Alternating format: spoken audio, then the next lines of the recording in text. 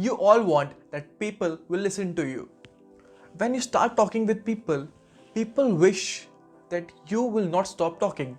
And for that, you have to become an effective presenter. And I am going to help you to achieve that goal. I will help you to become an effective presenter. In this video, I am going to give you 3 secrets and techniques that will make you an effective presenter. Secret number 1, voice modulation. Now some of you might think, what do you mean by modulation? So modulation means increasing or decreasing the volume of your sound or voice. To be an effective presenter, you have to modulate your voice. Increase your voice when the point is important or decrease your voice when the point is not important. This makes the speaker impressive. So you need to master this. When you master this, your 60% of work is done. Secret number 2, listen people before you respond. Most of the time you have heard people saying, you don't understand me. Why they are saying like that? Because you are just waiting for your chance to speak. You are not listening to them carefully. And by doing this, you loses your attraction and respect in their eyes. Everyone likes those people who listen to them carefully. When you start listening to people carefully, you will see that people will start getting attracted to you and they will respect you. So always let them speak and listen to them carefully and then respond. If you don't listen to them carefully, then how could you respond to them?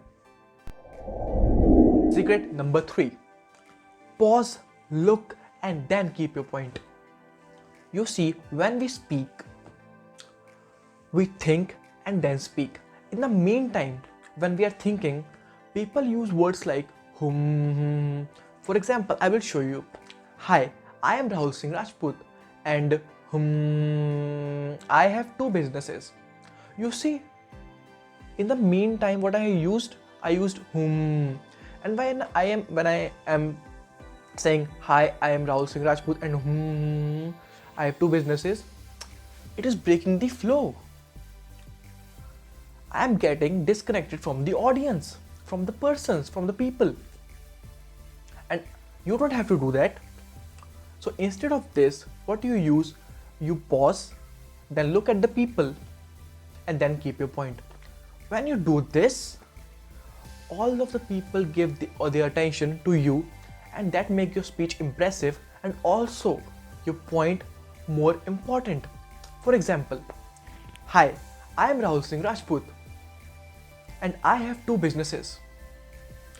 You see, here I pause for a while and then look at the people and look at the audience, then keep my point, which makes my point important and makes my speech impressive.